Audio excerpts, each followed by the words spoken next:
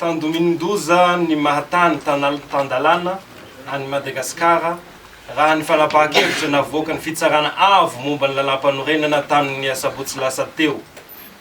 Natao tao anatin'ny fahamehana ny fandraisana fanapahan-kevitra izay politika tanteraka fa tsy misy lafiny lalàna na kely aza.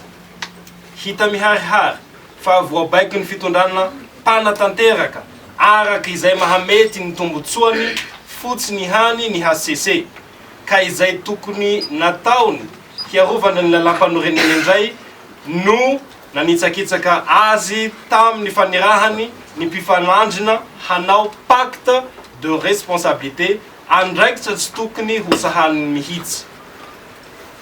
Ny fanapahan-kevitra navoaka dia tsy mifanaraka amin'ny fiampangana nataony solombavambahoaka.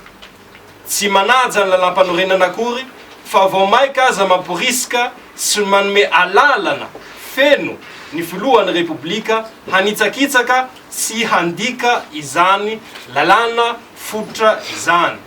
Mitombona tanteraka eto ny ahiahinay tsy havanana amin'ny fisian'ny fanatambazana samihafa natao ireo mpitsara avo momba ny lalam-panorenana na ny suspicion légitime ka niteraka fandavana avy amin'izy ireo ny hitsara araky ny lalàna na déni de justice.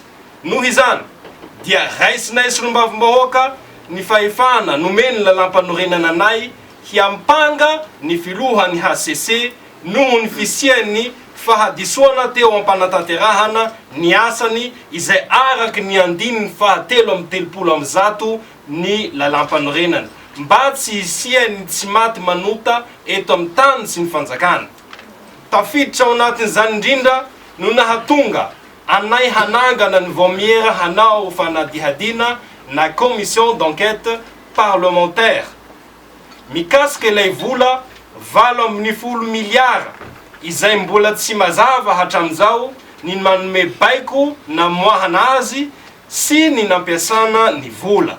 Mazava ihany koa fa tsy mitombona fa fanosorapotaka anay solombavambahoaka ihany ny ampangananay honana hosoka tamin'ny latsabato na nandika ny paikady procédure tokony honarahina raha vao nambara ny HCC fa azo raisina na recevable ny fiampangana nataonay.